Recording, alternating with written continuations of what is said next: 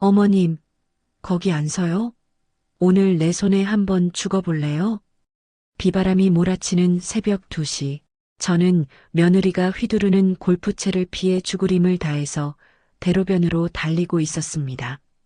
그때 기적처럼 제 앞에 멈춰 선 배달 오토바이. 어서 타세요. 위험해요. 헬멧 너머로 들리는 기사의 목소리에 저는 홀린 듯 뒷자리에 올라탔죠. 그런데 비에 젖은 기사의 목덜미에 선명하게 남아있는 화상 흉터 본 순간 저는 심장이 멎는 것 같았습니다. 제 실수로 다리미에 대었던 3년 전 죽은 제 아들의 상처와 똑같았으니까요. 며느리를 피해 도망친 밤, 그곳에서 마주한 죽은 아들과의 믿을 수 없는 재회, 그날 밤의 충격적인 사연 지금 시작합니다. 안녕하세요. 저는 김영순이라고 합니다. 어느덧 세월이 흘러 올해로 71가 되었습니다. 살다 살다 세상에 하나뿐인 며느리 손에 목숨을 잃을 뻔했다면 믿으실지 모르겠어요. 기가 막히고 억장이 무너지는 제 사연을 한번 들어봐 주시겠어요? 하늘이 뚫린 것처럼 비가 억수같이 쏟아지던 그날 밤이었습니다. 거실이 떠나가라 악을 쓰는 며느리 지수의 목소리가 온 집안이 울렸습니다. 어머님, 내 말 안 들려요? 당장 계좌 비밀번호 내놓으라고요. 지수가 식탁이 부서져라 손바닥으로 쾅 내리쳤습니다. 눈에는 서슬 퍼런 도끼가 가득 차 있었죠. 그거 제 남편 민우 오빠가 목숨값으로 남긴 돈이잖아요. 당연히 제 거라고요. 이게 무슨 천부당만 부당한 소리냐? 그게 어떻게 네 돈이야? 내 피 같은 노후 자금이다. 저는 후들거리는 다리를 간신히 부여잡고 벽을 짚으며 일어섰습니다. 노후 자금은 무슨, 다 늙은 어머님이 돈 쓸 데가 어디 있다고 욕심을 부려요? 지수는 분을 이기지 못하고 탁자 위에 놓인 묵직한 크리스털 잿더리를 번쩍 집어들었습니다. 순간 등골이 오싹해지며 식은땀이 흘렀죠. 살기 어린 눈빛에 겁이 나 저도 모르게 뒷걸음질을 쳤습니다. 지수야, 제발 진정해라. 우리 말로 하자. 응? 그러니까 좋은 말 할 때 들으라고 했죠? 지수가 기어이 들고 있던 잿더리를 제 쪽으로 냅다 던져버렸습니다. 본능적으로 고개를 숙였고 잿더리는 제 뒤쪽 벽에 쾅 하고 부딪히며 산산조각이 나버렸습니다. 그때 날카로운 파편 하나가 튀어 제 이마를 촥 긁고 지나갔습니다. 이마에서 뜨뜻한 액체가 주르륵 흘러내리는 게 느껴졌습니다. 손을 대보니 시뻘건 피였습니다. 지독한 노인네가 진짜 목숨도 즐겨 죽지도 않고 버티네. 지수가 성큼성큼 현관 쪽으로 걸어가더니 이번엔 골프채를 꺼내 들었습니다. 그때 지수의 눈을 똑똑히 봤습니다. 그건 사람의 눈이 아니었어요. 시퍼런 광기만 번득일 뿐 사람의 정이라고는 눈곱만큼도 찾아볼 수 없었죠. 공포에 질린 저는 뒷걸음질 치다 엉겁결에 베란다 문을 열고 밖으로 뛰쳐나갔습니다. 신발도 신지 못한 맨발이었습니다. 살아야겠다는 생각으로 미친 사람처럼 빗속을 뚫고 달리기 시작했습니다. 뒤에서 지수가 고래고래 소리를 질렀습니다. 어머님, 거기 안 서요? 당장 돌아오세요. 잡히면 가만 안 둬요. 저는 뒤를 돌아볼 엄두조차 나지 않았어요. 그저 잡히면 끝장이라는 생각 하나로 앞만 보고 달렸습니다. 차가운 빗줄기가 제 얼굴을 사정없이 때렸고 거친 아스팔트 바닥이 맨발을 찔러댔지만 아픈 줄도 몰랐습니다. 얼마나 달렸을까요? 숨이 턱끝까지 차올라 심장이 터질 것만 같았습니다. 다리에 힘이 풀려 그 자리에 주저앉기 직전이었습니다. 그때 어디선가 부르릉거리는 오토바이 엔진 소리가 들려왔습니다. 노란 헤드라이트 불빛이 제 앞에 딱 멈춰 섰습니다. 배달 오토바이였습니다. 헬멧을 쓴 기사가 저를 빤히 쳐다보더군요. 할머니, 괜찮으세요? 비 오는데 무슨 일이세요? 저는 대답할 힘도 없어 다급하게 뒤를 돌아봤습니다. 저만치서 지수의 차 라이트 불빛이 빗속을 뚫고 무섭게 다가오고 있었기 때문입니다. 제발, 총각, 나 좀 태워줘요. 사람 좀 살려줘요. 기사가 제 피투성이 얼굴을 보더니 다급하게 뒷좌석을 가리켰습니다. 빨리 타세요. 어서요. 저는 비틀거리는 몸을 이끌고 간신히 오토바이 뒷자리에 올라탔습니다. 제가 타자마자 오토바이가 굉음을 내며 출발했습니다. 뒤를 돌아보니 지수의 차가 바로 뒷공무니까지 바짝 따라붙었습니다. 기사가 급하게 핸들을 꺾어 좁은 골목길로 쏜살같이 들어갔습니다. 그런데 비에 젖은 기사의 등에서 묘하게 낯익은 냄새가 훅 끼쳐왔습니다. 포근한 섬유유연제 향기였습니다. 우리 아들 민우가 살았을 때 즐겨 쓰던 바로 그 향기였습니다. 오토바이가 급하게 커브를 돌 때였습니다. 기사의 목덜미가 얼핏 보였는데 헬멧 아래로 드러난 피부에 희미한 화상 자국이 있었습니다. 저는 심장이 쿵하고 내려앉는 것 같았어요. 제 아들의 흉터와 너무나 닮아 있었기 때문이죠. 민우가 7살 때 제가 다림질하다가 실수로 대인 바로 그 상처였습니다. 민우야, 우리 민우가 살아있다면. 저는 떨리는 목소리로 나지막이 혼잣말을 내뱉었습니다. 기사는 아무 대답도 하지 않았죠. 그저 오토바이 속도를 더 높일 뿐이었습니다. 그렇게 한참을 달려 인적이 드문 외곽 지역에 도착했습니다. 녹슨 컨테이너들이 덩그러니 줄지어 서 있는 곳이었습니다. 오토바이가 낡은 컨테이너 앞에 멈춰 섰습니다. 기사가 오토바이에서 내리더니 천천히 헬멧을 벗었습니다. 빗물에 젖은 얼굴이 드러나는 순간 저는 숨이 멎는 줄 알았습니다. 엄마, 민우였습니다. 3년 전에 죽었던 내 손으로 장례까지 치른 내 아들 민우가 살아있었습니다. 저는 도저히 믿을 수 없어 그 자리에 털썩 주저앉고 말았습니다. 다리에 힘이 쭉 빠져 도저히 일어설 수가 없었습니다. 엄마, 민우가 달려와 바닥에 주저앉은 저를 와락 껴안았습니다. 제 품에 안긴 민우의 어깨가 들썩이며 떨리고 있었습니다. 엄마 미안해. 정말 미안해. 내가 잘못했어. 민우가 빗물인지 눈물인지 모를 것으로 범벅이 된 채 울먹였습니다. 민우, 너 정말 민우니? 내 새끼 민우가 맞아? 응, 엄마. 나야. 엄마 아들 민우 맞아요. 떨리는 손으로 민우의 얼굴을 어루만져 보았습니다. 꿈이 아니었습니다. 따뜻한 체온이 손끝에 고스란히 느껴졌으니까요. 민우가 눈물을 펑펑 쏟는 저를 부축해 컨테이너 안으로 데려갔습니다. 안에는 덩그러니 놓인 침대와 책상, 그리고 작은 냉장고가 살림의 전부였습니다. 엄마, 일단 여기 앉아봐. 이마 상처부터 좀 봐야겠어. 민우가 구급상자를 꺼내왔습니다. 능숙한 손놀림으로 제 상처를 소독해 주는데 가슴이 미어지는 것 같았습니다. 많이 아프지? 조금만 참아. 괜찮다. 엄마는 괜찮아. 하나도 안 아파. 저는 치료하는 민우의 손을 덥석 잡았습니다. 이 손을 놓으면 다시 연기처럼 사라질까봐 겁이 났습니다. 민우야, 도대체 이게 무슨 일이니? 내가 내 장례식까지 치렀는데 이게 다 어떻게 된 거야? 민우가 소독솜을 내려놓고 저를 바라봤습니다. 컨테이너 밖에서는 여전히 비가 세차게 쏟아지고 있었습니다. 엄마, 긴 얘기야.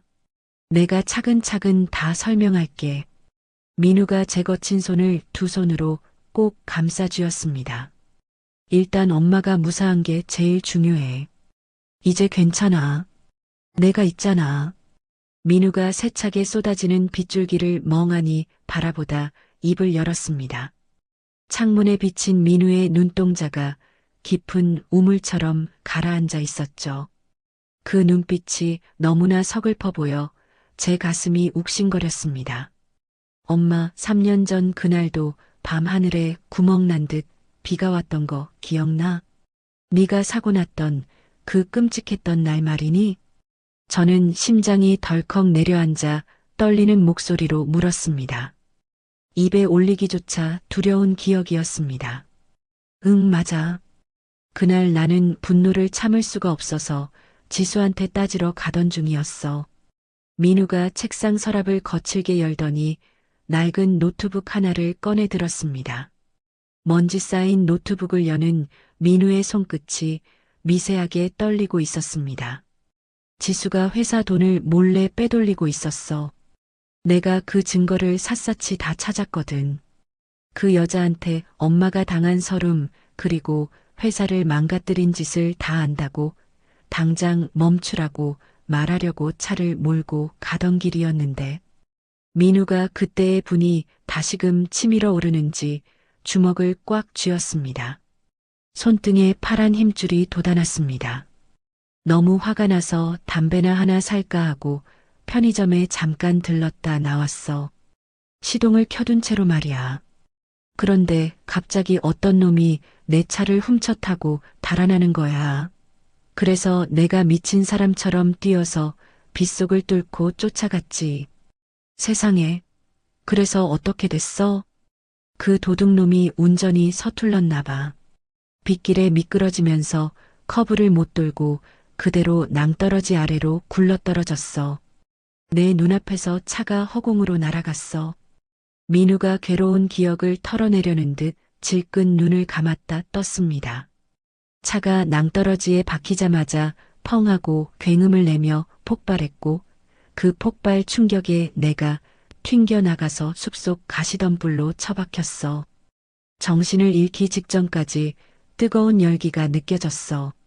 저는 너무나 놀라 입을 틀어막고 민우의 차가운 손을 꼭 잡았습니다.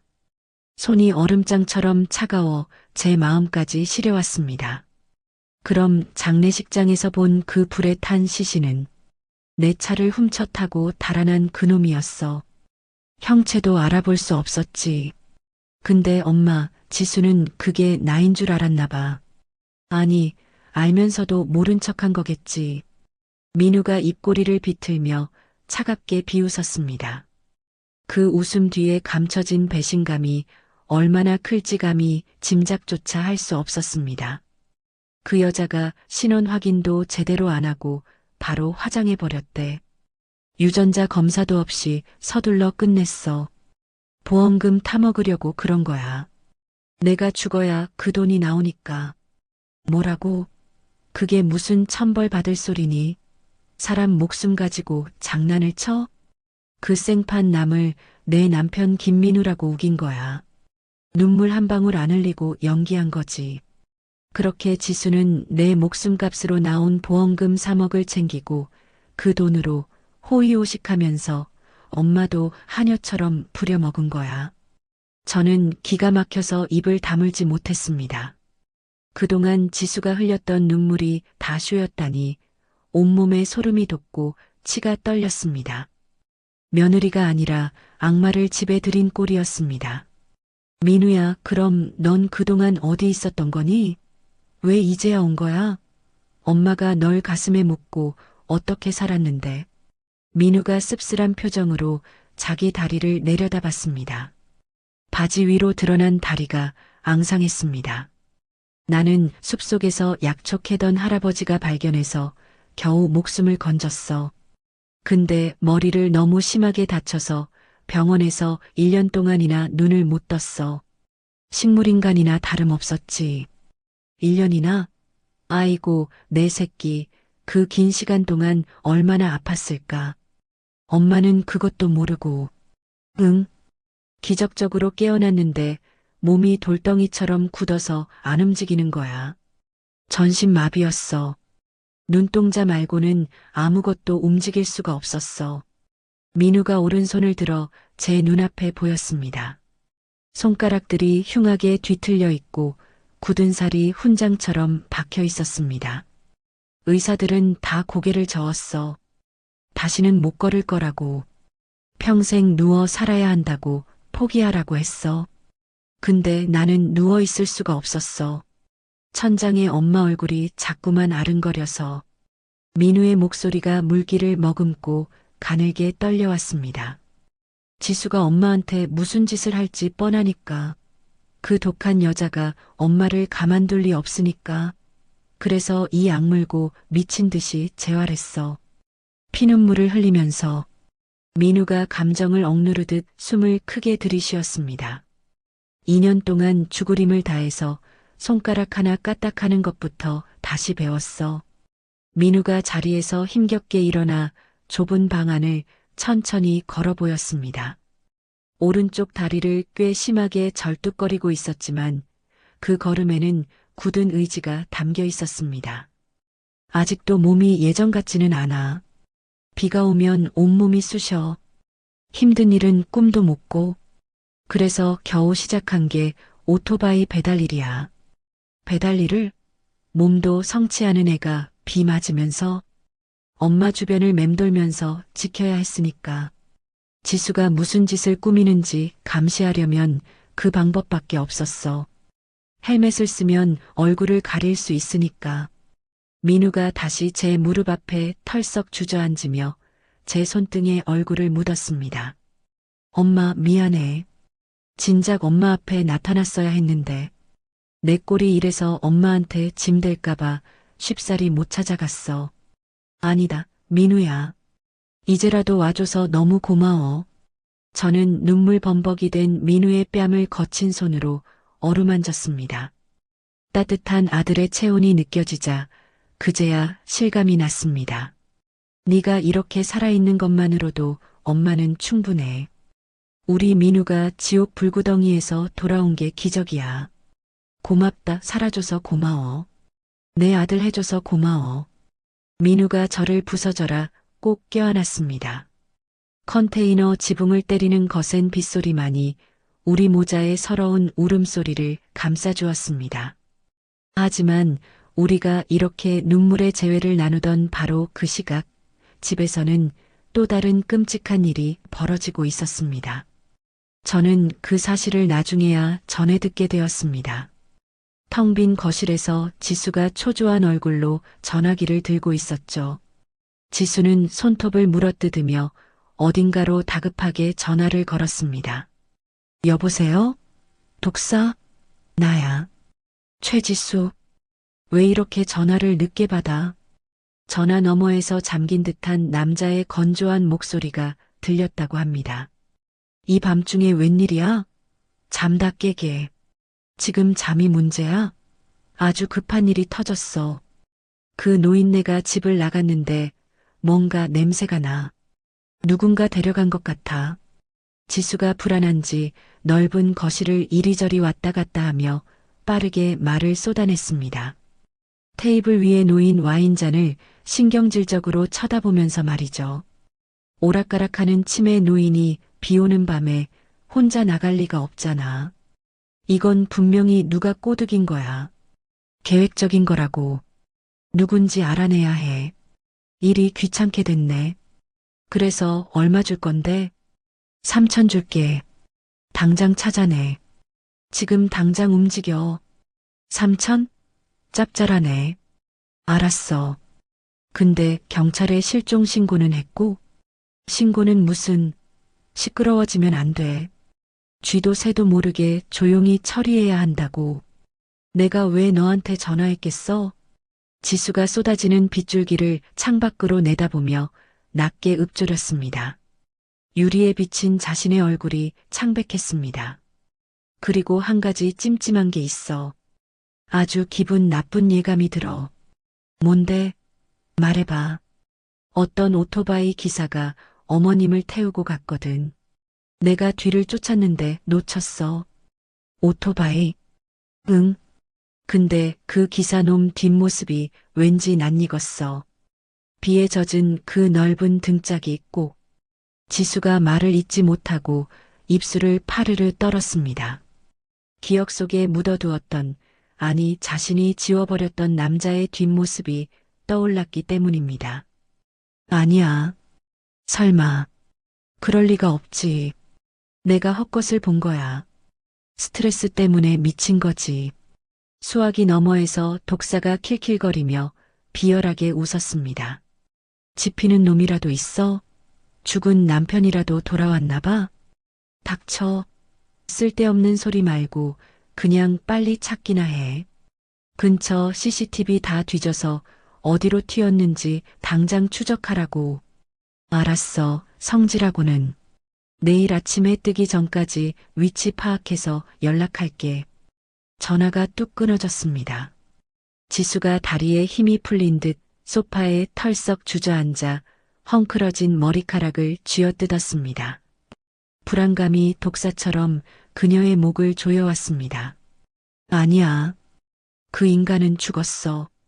3년 전에 내 눈으로 똑똑히 확인했잖아. 시체까지 다 태워서 가루로 만들었는데 살아있을 리가 없어. 절대 그럴 리가 없어. 지수가 미친 사람처럼 중얼거렸죠. 칠흑 같은 어둠이 깔린 새벽 3시쯤이었을 겁니다. 쪽잠을 자던 민우가 감전된 사람처럼 벌떡 몸을 일으켰어요. 엄마, 쉿. 아무 소리도 내지 마. 민우가 검지를 입에 대더니 창문 틈으로 밖을 내다보았습니다. 어둠 속에서 민우의 눈동자가 매섭게 빛났습니다. 민우야, 왜 그러니? 밖에 누가 온 거야? 차 소리가 들려. 한두 대가 아니야. 민우가 다급하게 방 한쪽 구석에 깔린 매트를 걷어냈습니다. 그러자 바닥에 숨겨져 있던 차가운 철판 손잡이가 모습을 드러냈습니다. 엄마, 여기로 들어가. 어서. 뭐? 여긴 뭐 하는 데냐? 비상공간이야. 내가 혹시나 해서 만들어뒀어. 빨리 들어가. 민우가 끙하는 소리와 함께 무거운 철판을 들어 올렸습니다. 그 아래로 캄캄한 계단이 입을 벌리고 있었습니다. 싫다. 내가 널 두고 어디로 숨어. 절대 못 간다. 저는 고개를 세차게 저으며 민우의 팔을 붙잡았습니다.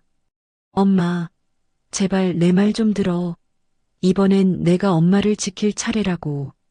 민우가 제 어깨를 부서져라 꽉 잡으며 애원했습니다. 엄마가 안전해야 내가 마음 놓고 싸울 수 있어. 나 때문에 또 엄마 다치게 할 수 없다고. 알았지? 민우야, 내 새끼 불쌍해서 어떡하니? 괜찮아.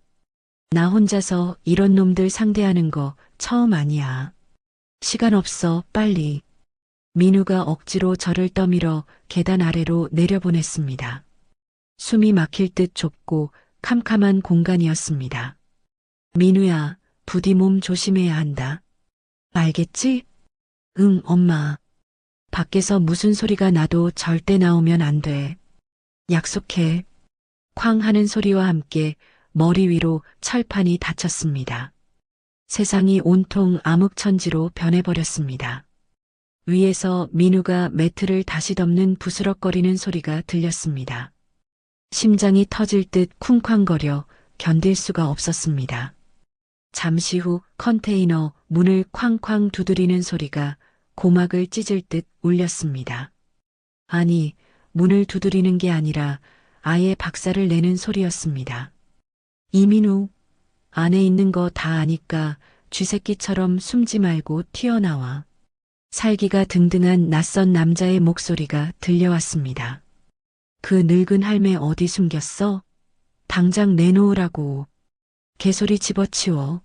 여긴 나 혼자뿐이야. 민우의 목소리가 쩌렁쩌렁하게 울렸습니다. 거짓말하지 마. CCTV로 니놈이 할망구 태우고 오는 거 다 봤어. 어디서 약을 팔아? 우지끈하는 끔찍한 소리와 함께 문짝이 떨어져 나갔습니다. 저는 비명을 지르지 않으려고 입을 틀어막았습니다. 이런 세상에 진짜 죽은 줄 알았던 이민우네? 지옥에서 돌아왔냐? 남자가 비릿하게 웃는 소리가 들렸습니다. 얘들아, 이것 좀 봐라. 귀신이 멀쩡하게 살아있네? 너희들 뭐야? 누군데 남의 집에 함부로 쳐들어와. 누구긴 누구야. 네 마누라 최지수 여사가 보낸 저승사자들이지. 지수가? 역시 그 여자가 보냈구나. 이민우 씨 말귀 알아들었으면 곱게 할머니 내놔. 험한 꼴 보기 싫으면, 싫다고 하면 내 어머니 털끝 하나라도 건드리면 가만 안 둬. 그럼 어쩔 수 없지. 몸으로 대화하는 수밖에. 우당탕 쾅 하는 소음이 천장을 뚫을 듯 울려 퍼졌습니다. 무언가 무겁게 부딪히고 깨지는 소리가 났습니다. 민우가 억누르는 신음소리를 냈습니다. 저는 당장이라도 철판을 열고 뛰쳐나가고 싶었습니다. 하지만 발목을 잡으면 안 된다는 생각에 주먹을 꽉 쥐고 입술을 깨물었습니다. 으악! 이 자식이 눈에다가 뭘 뿌린 거야? 스프레이야. 조심해. 저놈 손에 공구 들었어. 쿵, 쾅, 퍽 하는 타격음이 쉴 새 없이 이어졌습니다. 민우가 처절하게 저항하고 있는 게 느껴졌습니다. 잡아. 다리 병신이야. 다리부터 걷어차. 거기 못 도망가게 막아. 밟아버려. 여러 명이 한꺼번에 달려드는 발소리가 들렸습니다.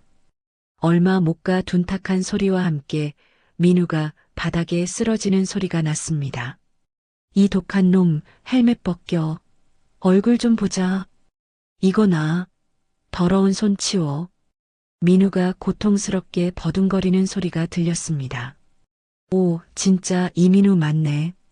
사진이랑 얼굴이 똑같아. 최지수한테 당장 전화 걸어. 이 꼬라지를 보여줘야지. 잠시 후 통화 연결음이 들리더니 남자가 말을 시작했습니다. 여보세요?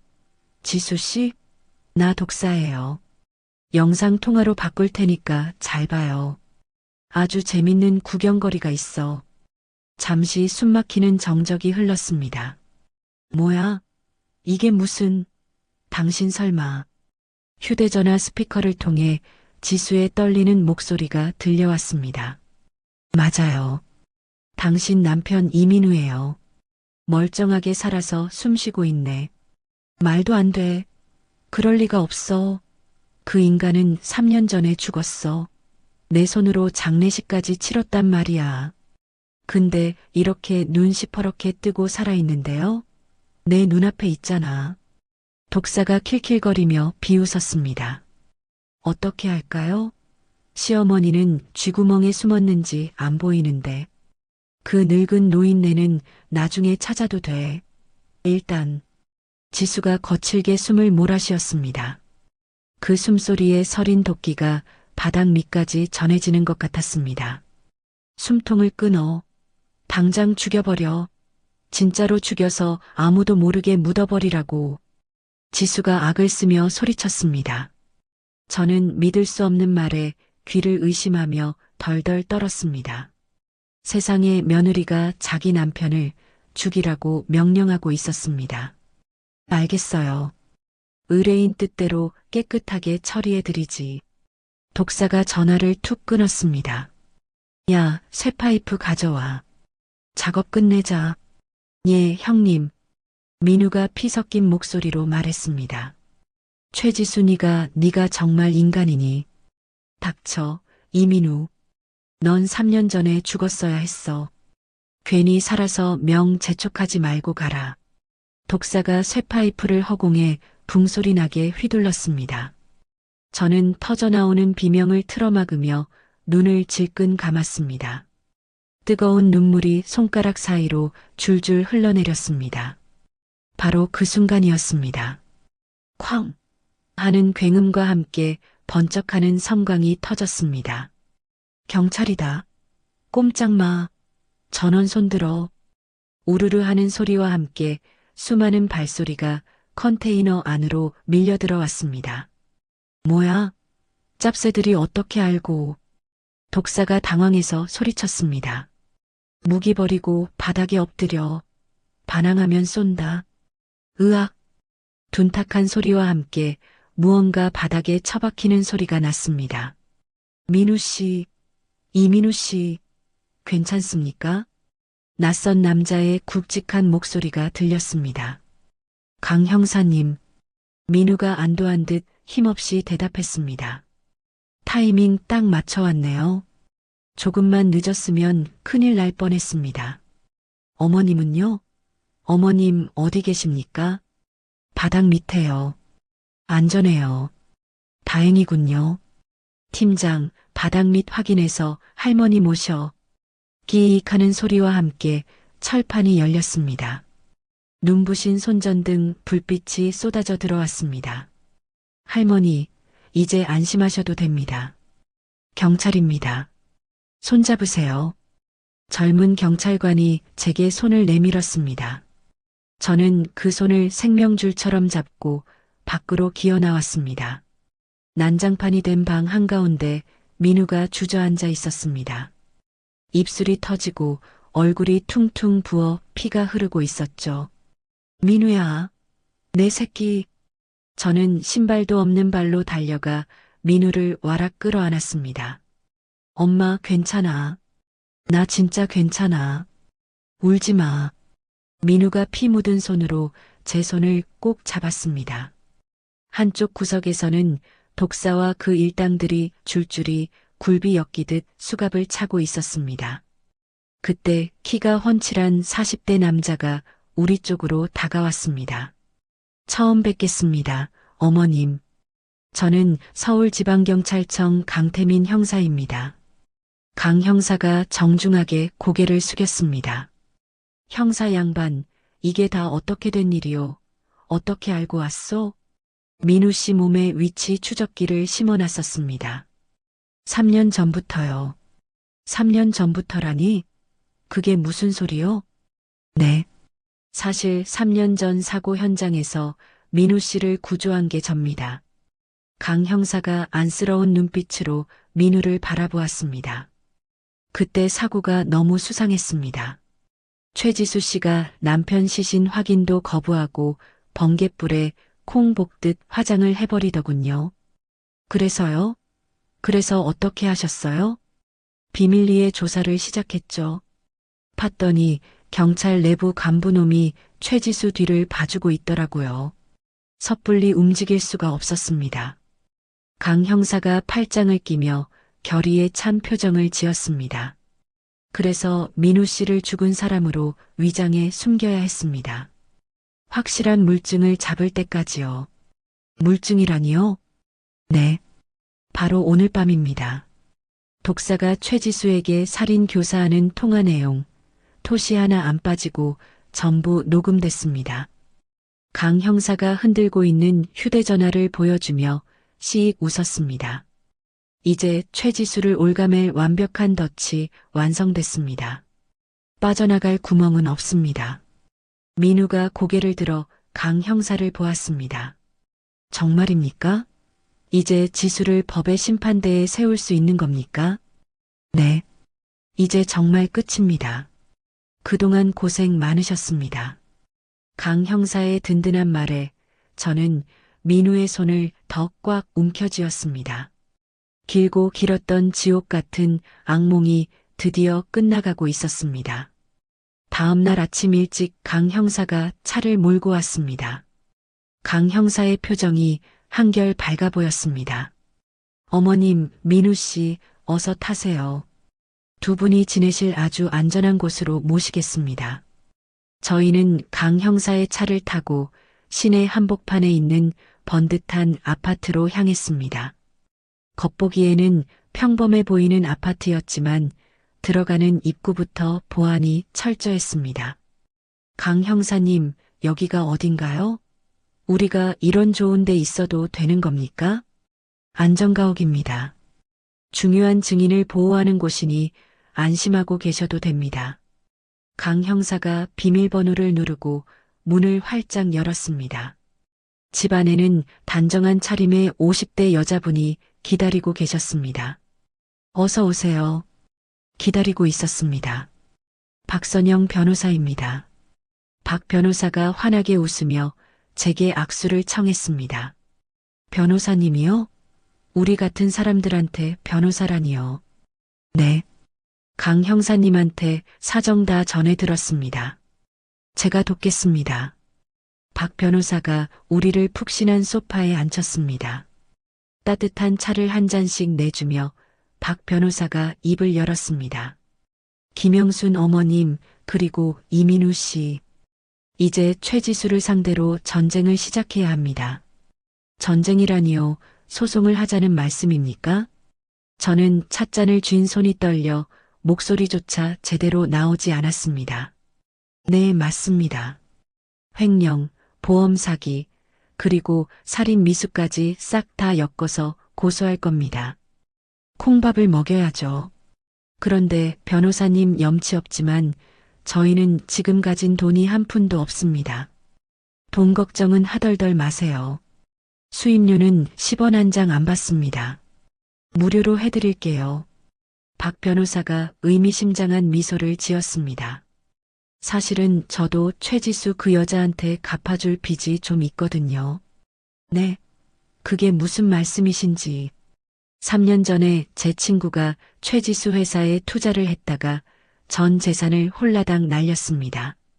제가 어떻게든 도와주려고 했는데 박 변호사의 표정이 순식간에 차갑게 굳어졌습니다.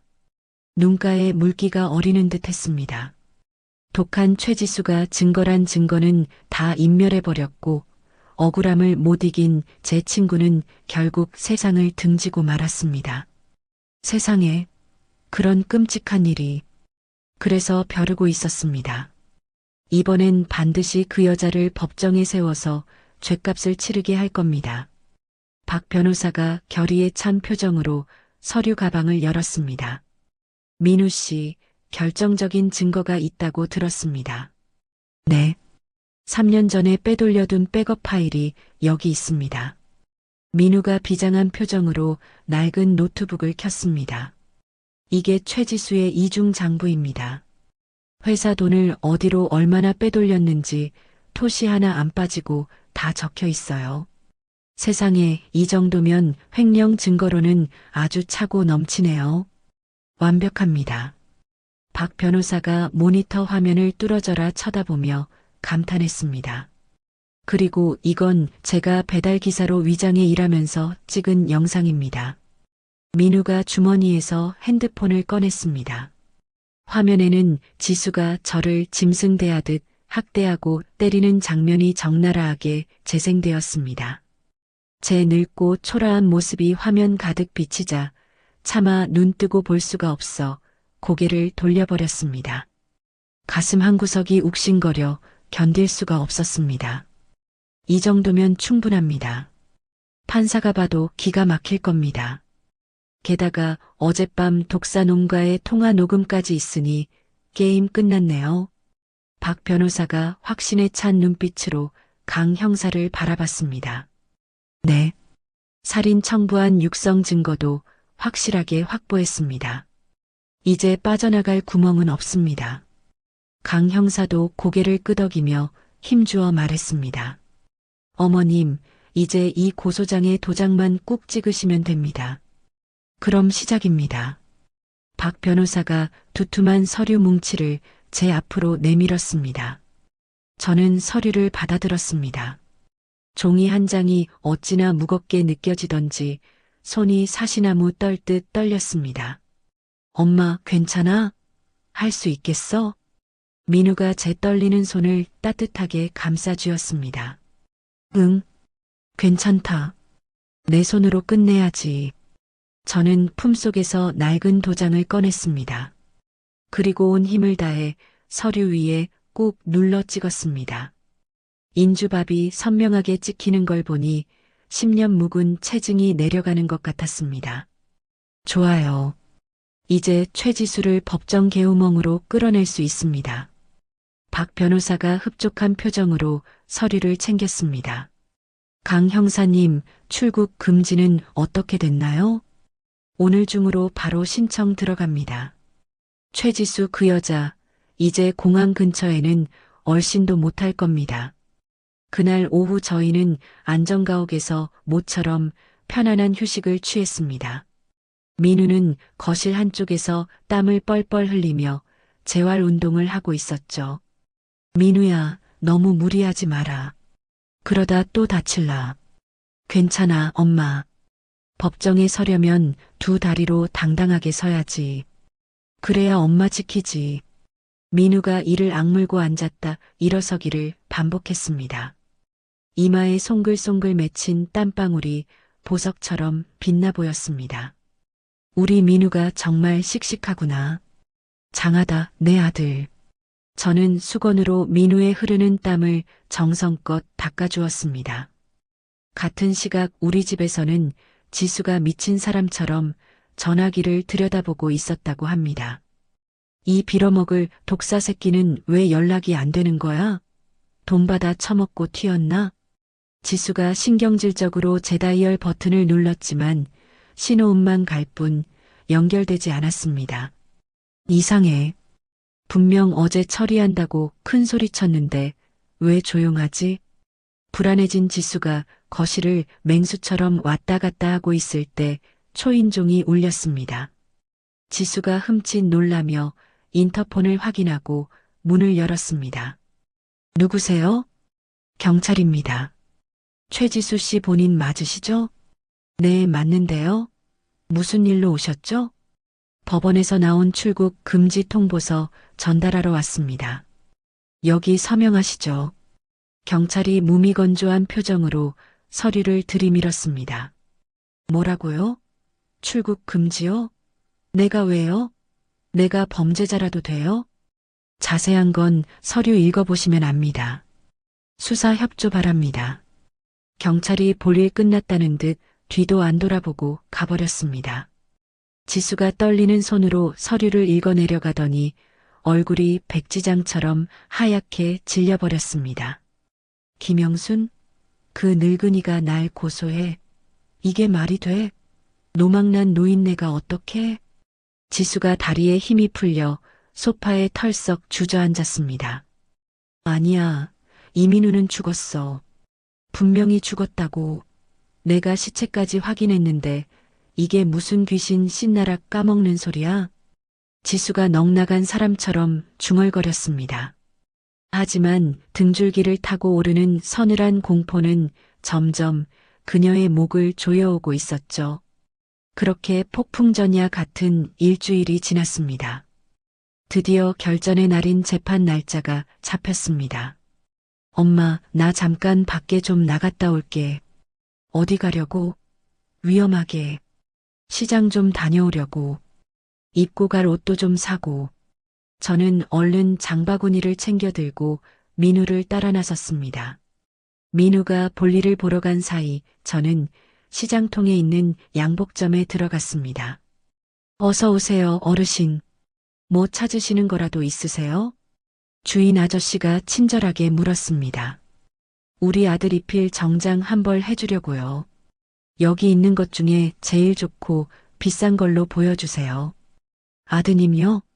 나이가 어떻게 되는데요? 35입니다. 아주 잘생겼어요. 아이고, 한창 때네.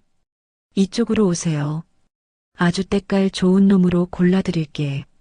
저는 윤기가 흐르는 검은색 정장을 골랐습니다. 우리 민우가 입으면 모델 뺨치게 어울릴 것 같았습니다. 집에 돌아오니 민우가 검은 비닐봉지를 주섬주섬 꺼내더군요. 엄마, 이거 봐라. 내가 오는 길에 약국에서 염색약 사왔어. 염색약? 그건 뭐하러? 응. 엄마 흰 머리 좀 염색해 주려고. 내일 중요한 날이잖아. 괜찮다. 늙은이가 무슨 주책이라고 그냥 둬도 돼. 안 돼. 우리 엄마 젊고 예뻐 보여야지. 재판장에서 기죽지 말고 당당하려면 꽃단장해야 해.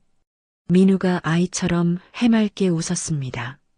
저는 못 이기는 척 욕실 의자에 앉았습니다. 민우가 익숙하지 않은 손길로 조심스럽게 제 머리에 염색약을 발라주었습니다. 따갑거나 아프면 바로 말해. 살살할게. 하나도 안 아파. 우리 아들 손이 약손이네. 솜씨가 아주 좋아. 엄마가 나 어렸을 때 맨날 머리 감겨줬던 거 생각난다. 나도 엄마한테 꼭 해주고 싶었어. 민우의 목소리가 물기를 머금고 부드럽게 귓가를 울렸습니다. 30분 후 저는 떨리는 마음으로 거울을 봤습니다. 하얗게 샜던 머리가 까마귀 깃털처럼 검게 변해 있었습니다. 어때, 엄마? 진짜 10년은 젊어 보이지? 딴 사람 같네. 그래, 진짜 그렇구나. 훨씬 낫다. 내 아들 덕분에 회춘했네. 저는 흐뭇하게 웃으며 민우에게 사온 정장 봉지를 건넸습니다. 이건 또 뭐야? 너 입으라고 샀다. 내일 멋지게 입고 나가야지. 얼른 입어봐라. 민우가 정장을 꺼내 입고 나왔습니다. 말끔하게 차려입은 모습을 보니 눈이 부실 지경이었습니다. 아이고, 인물이 훤하다. 우리 아들 진짜 잘생겼네. 고마워, 엄마. 옷이 날개라더니 진짜 좋네. 저희 모자는 나란히 전신 거울 앞에 섰습니다.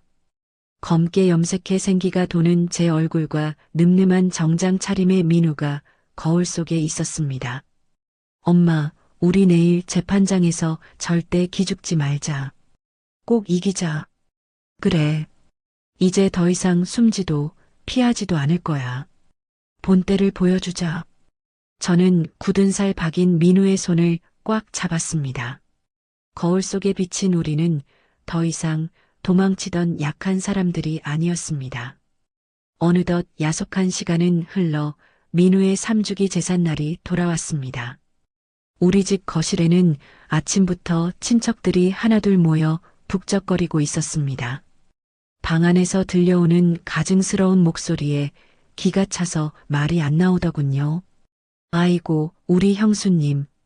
오늘 음식 장만하느라 고생 많으셨어요. 몸도 약하신데. 민우의 친척 동생 내외가 지수에게 위로 건네는 소리가 들렸습니다. 아니에요, 도련님. 우리 불쌍한 민우 오빠를 위해서라면 이 정도는 당연하죠. 오빠가 좋아하던 음식들로만 차렸어요. 지수가 눈물을 훔치는 신용을 하며 코맹맹이 소리를 냈습니다. 머리끝부터 발끝까지 검은 상복을 차려입고 세상에서 제일 슬픈 미망인 연기를 하고 있더군요. 그나저나 어머님은 어디 계세요? 제삿날인데 안 보이시네. 아, 어머님은 요즘 기력이 많이 쇠하시고 정신도 오락가락하셔서 며칠 전에 공기 좋은 요양원으로 모셨어요. 지수가 눈 하나 깜짝 안 하고 천연덕스럽게 거짓말을 늘어놓았습니다. 저런 쯧쯧. 그러시구나. 혼자 남은 형님도 참 딱하고 불쌍하시지. 저는 현관문 밖에서 그 뻔뻔한 대화를 듣고 치를 떨었습니다. 옆에 서 있던 민우가 제 어깨를 감싸쥐었습니다. 비장한 눈빛이었습니다. 엄마, 준비됐어? 그래. 이제 들어가서 끝장을 보자. 저는 심호흡을 한번 크게 하고 현관문을 벌컥 열어젖혔습니다. 쾅 소리가 나도록 문이 열리자 거실에 있던 사람들의 시선이 일제히 쏠렸습니다. 저는 당당하게 신발을 벗고 거실로 성큼성큼 걸어 들어갔습니다. 어머님? 아니, 어머님이 왜 여기? 지수가 귀신이라도 본 듯 쏘스라치게 놀라 자리에서 벌떡 일어났습니다. 내 집 내가 들어오는데 허락이라도 받아야 하니? 왜 내가 오면 안 될 곳이라도 왔냐? 아니, 그게 아니라 분명 요양원에 계셔야 할 분이. 누가 그런 새빨간 거짓말을 주둥이에 올리든 지수의 얼굴이 사색이 되어 파르르 떨렸습니다. 하지만 이내 표정을 수습하며 억지 미소를 지어 보이더군요. 어머님도 참, 일단 여기 앉으세요. 친척분들 다 와 계신데 제사 지내야죠. 중요한 날이잖아요. 제사? 지금 누구 제사를 지낸다는 거냐? 저는 화려하게 차려진 제사상을 싸늘하게 쏘아보았습니다. 누구긴요. 당연히 우리 민우 오빠 제사죠. 오늘이 딱 3주기잖아요. 그래. 제사상 한번 잘 차렸다만 산 사람이 제사상을 받을 수는 없는 노릇 아니겠니? 네. 그게 무슨 노망 나셨어요? 지수의 표정이 일순간 굳어졌습니다. 바로 그때였습니다. 현관 쪽에 서 있던 민우가 구두 굽소리를 내며 거실로 저벅저벅 걸어 들어왔습니다. 어제 시장에서 맞춘 그 말끔한 검은 정장을 입고 말이죠. 내 제사상은 내가 직접 치우러 왔어. 민우의 목소리가 거실을 쩌렁쩌렁하게 울렸습니다. 으악! 지수가 비명을 지르며 뒷걸음질 치다 제사상 모서리에 부딪혔습니다. 와르르 하는 소리와 함께 녹그릇과 음식들이 바닥으로 쏟아져 난장판이 되었습니다. 민우 형님 아니야? 친척 동생이 눈을 부릅뜨고 입을 다물지 못했습니다. 세상에. 이게 누구야? 형님? 죽은 형님이 살아 돌아오신 거예요? 그래, 나야. 나 살아 있었어. 민우가 엉망이 된 제사상 앞에 떡하니 섰습니다. 살아있는 사람이 제단 앞에 서니 분위기가 찬물을 끼얹은 듯 싸해졌습니다. 아니야. 말도 안 돼.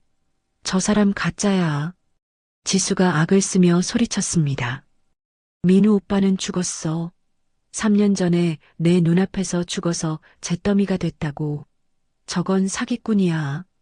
너 혼자 제발 죽으라고 빌고 또 빌었겠지. 민우가 지수를 똑바로 노려보며 차갑게 내뱉었습니다. 제가 참지 못하고 앞으로 나섰습니다. 가슴속에서 천불이 올라왔습니다. 이 못된 물건이 그동안 시어미인 저한테 무슨 짓을 했는지 아십니까? 어머님, 제발 입 좀 다무세요. 무슨 헛소리를 하시려고. 매일같이 나를 짐승 취급하며 때리고 밥도 굶기고 저 좁은 방구석에 가둬놨습니다. 제 목소리가 분노로 부들부들 떨렸습니다. 게다가 죽은 줄 알았던 민우가 남긴 돈이며 보험금까지 싹 다 가로채고 내 노후 자금까지 뺏으려고 했어요. 형수님, 그게 다 사실이에요? 민우의 친척 동생이 믿을 수 없다는 표정으로 지수를 쳐다봤습니다. 아니에요. 다 거짓말이에요. 저 노인네가 치매가 와서 헛소리하는 거라고요. 지수가 미친 사람처럼 고개를 세차게 흔들어댔습니다. 거짓말? 네가 한 짓이 낱낱이 찍힌 증거가 여기 있는데도. 민우가 품에서 휴대폰을 꺼내 들었습니다. 다들 여기 화면 좀 봐주세요. 이 여자의 진짜 얼굴을 보여드리죠. 민우가 동영상 재생 버튼을 눌렀습니다. 휴대폰 화면 속에서 지수가 저에게 물건을 던지고 발길질을 하며 폭언을 퍼붓는 장면이 적나라하게 흘러나왔습니다. 아이고, 세상에 저게 뭐야? 사람 맞아? 형수님, 어떻게 시어머니한테 저런 짓을. 친척들이 경악하며 수군거렸습니다. 안 돼. 그거 당장 끄라고. 지수가 이성을 잃고 민우에게 달려들어 휴대폰을 뺏으려 했습니다. 그때 현관문이 다시 한번 활짝 열리며 낯익은 목소리가 들려왔습니다. 최지수 씨, 당신을 체포합니다. 강 형사와 경찰들이 들이닥쳤습니다. 뭐라고요? 당신들 뭐야? 업무상 횡령, 보험 사기, 그리고 남편에 대한 살인 교사 및 존속상해 혐의로 긴급 체포합니다. 강 형사가 은색 수갑을 꺼내 보였습니다. 말도 안 돼. 난 아무것도 안 했어. 억울해. 지수가 경찰의 손을 뿌리치며 발버둥 쳤습니다. 증거는 차고 넘칩니다. 변명은 가서 하시죠. 강 형사가 노트북을 열어 거실 텔레비전에 연결했습니다. 화면 가득 지수의 이중 장부 내역이 띄워졌습니다. 그리고 결정적으로 독사와의 통화 녹음 파일이 재생되었습니다. 숨통을 끊어. 당장 끝내버려. 진짜로 없애서 묻어버리라고. 도끼 서린 지수의 목소리가 스피커를 타고 거실 전체에 울려 퍼졌습니다. 친척들은 숨소리조차 내지 못하고 얼어붙었습니다. 세상에, 형수님이 진짜로 형님을 없애라고 사주한 거야? 민우 친척 동생이 뒷걸음질 치며 지수를 쳐다봤습니다. 아니야. 저거 다 조작이야. 내 목소리 아니라고. 다 가짜야. 지수가 고래고래 소리를 질렀지만 이미 상황은 끝난 뒤였습니다. 강 형사가 지수의 손목에 철컥하고 차가운 수갑을 채웠습니다. 이거 이거 안 풀어? 내가 누군지 알아. 지수가 짐승처럼 울부짖으며 몸부림쳤지만 경찰들의 힘을 당해낼 수는 없었습니다. 어머님, 그리고 민우 씨. 그동안 마음고생 많으셨습니다. 강 형사가 저희 모자에게 정중하게 고개를 숙였습니다. 형사님, 정말 고맙습니다. 덕분에 살았습니다. 민우가 강 형사와 뜨거운 악수를 나누었습니다. 지수가 경찰들에게 양팔이 잡혀 끌려나가는 뒷모습을 보는데 10년 묵은 체증이 뻥 뚫리는 것 같았습니다. 3년이라는 긴 세월 동안 가슴속에 맺혔던 한이 눈 녹듯 사라지는 기분이었습니다. 소란스러웠던 집안이 정리되고 친척들도 혀를 차며 모두 돌아간 후 저와 민우는 난장판이 된 거실을 치웠습니다. 엄마, 지수가 쓰던 안방 좀 봐. 민우가 굳은 표정으로 안방 문을 열었습니다. 저도 뒤따라 들어갔습니다. 옷장 문을 여니 백화점 명품관을 옮겨놓은 듯 비싼 옷과 가방들이 가득 차 있었습니다. 이 여자가 내 목숨값으로 산 것들이야. 꼴도 보기 싫어. 싹 다 갖다 버려야겠어.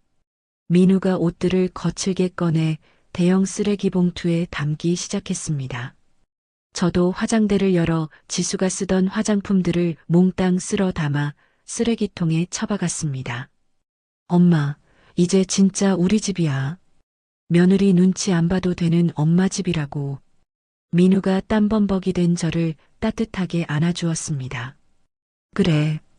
이제 두 다리 뻗고 잘 수 있겠구나. 이제야 살 것 같다. 저는 민우의 넓은 등을 토닥이며 안도의 한숨을 내쉬었습니다. 그날 저녁 저희 모자는 정말 오랜만에 마주 앉아 저녁밥을 먹었습니다. 제가 손수 끓인 구수한 된장찌개 냄새가 집안 가득 퍼졌습니다. 와, 엄마 손맛 진짜 오랜만이다. 그리웠어. 민우가 찌개를 한 숟가락 크게 떠먹으며 행복한 미소를 지었습니다. 많이 먹어라. 내 새끼 입에 밥 들어가는 것만 봐도 배가 부르다. 저도 흐뭇하게 밥을 먹다가 습관처럼 텔레비전 뉴스를 켰습니다. 그런데 뉴스 앵커의 다급한 목소리가 귀에 꽂혔습니다. 속보입니다. 오늘 오후 구치소에 수감 중이던 피의자 최모 씨가 조사 도중 갑작스러운 호흡 곤란과 전신 경련을 일으켜 쓰러졌습니다. 저는 먹던 젓가락을 멈추고 화면을 뚫어져라 쳐다봤습니다. 현재 의식 불명 상태로 인근 대형 병원 응급실로 긴급 이송되었습니다. 민우야, 저거 설마 지수 얘기 아니니? 꾀병일 거야, 엄마. 그 여자가 어떤 여잔데? 형량 줄이려고 쇼하는 걸 거야. 걱정하지 마. 민우가 애써 태연하게 말했지만 숟가락을 쥔 손에 힘이 들어가는 게 보였습니다. 그때 식탁 위에 올려둔 민우의 휴대폰이 요란하게 울리기 시작했습니다. 강 형사였습니다. 여보세요? 네, 형사님. 뉴스 봤습니다. 민우의 표정이 순식간에 어두게 가라앉았습니다. 네, 병원으로 이송됐다고요? 수화기 넘어 강 형사의 목소리가 들리는 듯 했습니다. 알겠습니다. 명심하겠습니다. 민우가 전화를 끊고 깊은 한숨을 내쉬었습니다. 형사 양반이 뭐라더냐? 강 형사님이 그러는데 병원 감시가 구치소보다 훨씬 허술하대. 왠지 느낌이 안 좋다고 조심하라고 하네. 민우가 불안한 눈빛으로 어둠이 깔리는 창밖을 내다봤습니다. 혹시 모르니까 오늘 밤 문단속 철저히 하래. 독사 잔당들이 있을 수도 있으니까. 순간 입맛이 뚝 떨어지며 가슴이 덜컥 내려앉았습니다. 방금까지 느꼈던 그 평화롭고 행복했던 기분이 연기처럼 사라져버렸습니다. 엄마, 너무 겁먹지 마. 경찰이 병실 앞을 지키고 있을 거야. 별일 없을 거야. 민우가 제 차가운 손을 잡으며 안심시키려 했지만 제 가슴 속에서 피어오르는 불안감은 쉽게 가라앉지 않았습니다. 창밖에는 불길한 어둠이 짙게 깔리고 있었습니다. 그날 밤 벌어진 기가 막힌 일은 나중에야 강 형사님을 통해 전해 듣게 되었습니다. 병원 특실 침대에 누워있던 최지수가 꾀병을 부리며 기회를 엿보고 있었답니다. 문 밖에는 경찰관 한 명이 보초를 서고 있었지만 교활한 며느리는 그 틈을 놓치지 않았죠. 간호사님, 여기요. 저 물 좀 주세요. 목이 타서 죽겠어요. 지수가 힘없는 목소리로 호출 버튼을 눌렀습니다. 잠시 후 젊은 간호사가 물컵을 들고 들어왔습니다. 네, 환자분. 여기 물 가져왔습니다. 천천히 드세요. 고마워요. 정말 고마워요. 그런데 간호사님, 실례가 안 된다면 제 얘기 좀 잠깐 들어주실 수 있어요? 지수가 간호사의 소매를 붙잡고 침대 가까이 끌어당겼습니다. 눈에는 거짓 눈물이 그렁그렁 맺혀 있었죠. 사실 저 여기 억울하게 갇혀 있는 거예요. 땡전 한 푼 없는 시어머니가 돈 뜯어내려고 멀쩡한 며느리를 모함한 거라고요. 네, 그게 무슨, 이거 무고예요. 생사람 잡는 거라고요. 그래서 부탁인데 저 좀 제발 도와주세요. 이 은혜는 평생 안 잊을게요. 지수가 이불 속에 숨겨뒀던 두툼한 돈 봉투를 슬그머니 내밀었습니다. 이게 뭐예요? 500만 원이에요. 적지만 제 성의예요. 그냥 눈 딱 한 번만 감아주세요. 간호사가 망설이는 기색을 보이자 지수가 봉투를 손에 쥐어주며 속삭였습니다. 어려운 거 아니에요. 화장실 천장에 있는 환풍구 뚜껑, 그거 하나만 열어주면 돼요. 나머지는 제가 다 알아서 할게요. 하지만 밖에 경찰이 지키고 있는데 괜찮아요. 아무도 모르게 할 테니까. 제발요, 사람 하나 살리는 셈 치고 도와주세요. 결국 돈에 눈이 먼 간호사가 넘어가고 말았습니다. 30분 뒤 지수는 화장실로 들어갔고 간호사가 미리 열어둔 환풍구를 통해 쥐새끼처럼 빠져나갔습니다.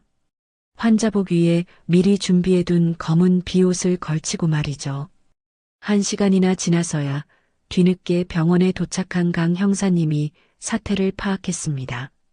최지수 환자 병실이 어디죠? 당장 확인해야겠습니다. 3층 301호입니다만 무슨 일이시죠? 느낌이 쎄합니다. 당장 가봐야겠어요.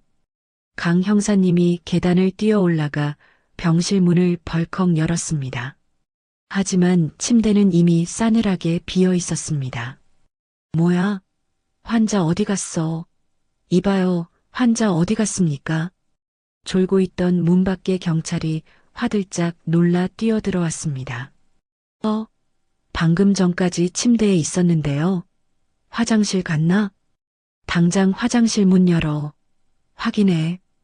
경찰이 화장실 문을 쾅 열어젖혔습니다.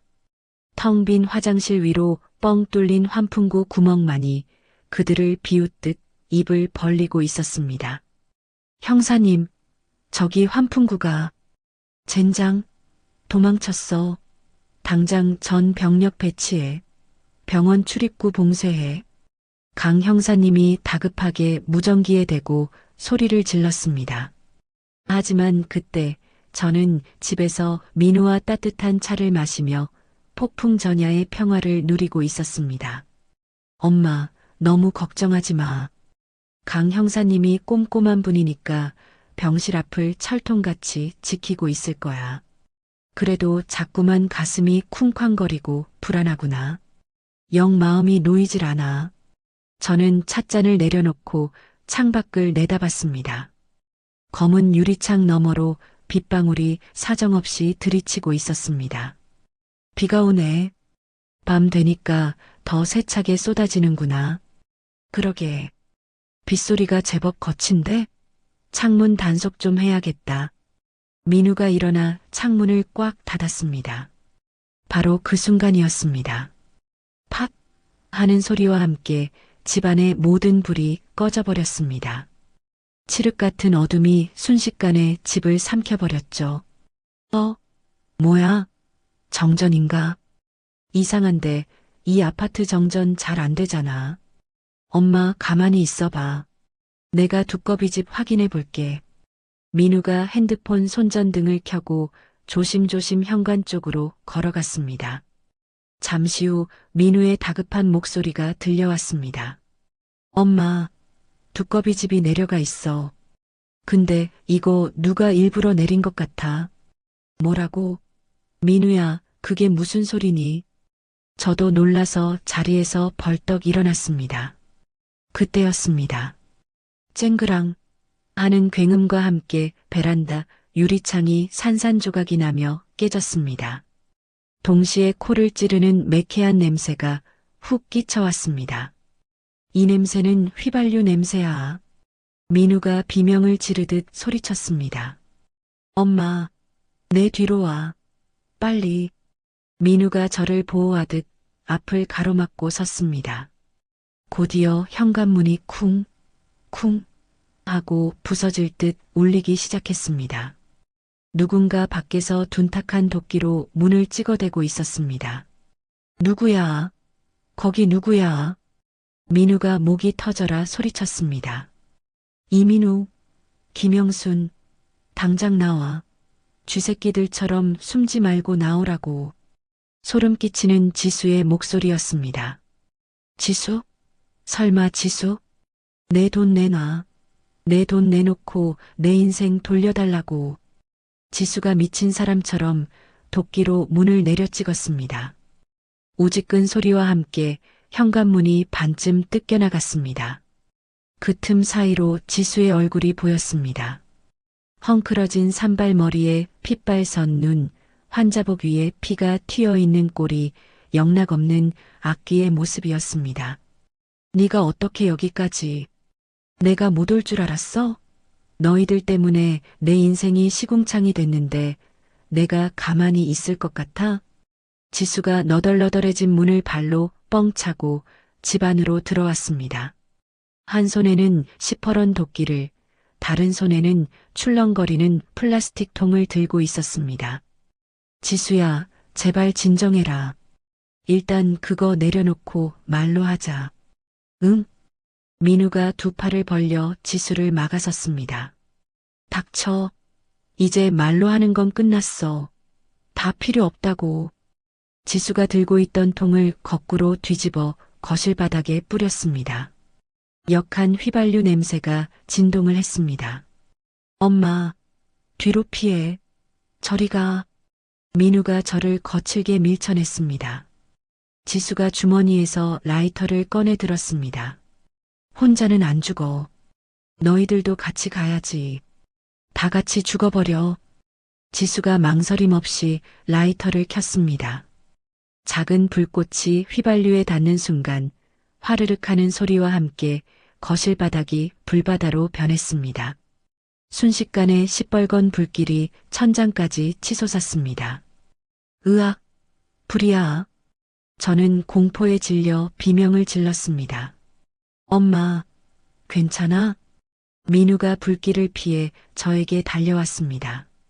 그 불길 너머로 지수가 도끼를 질질 끌며 다가오고 있었습니다.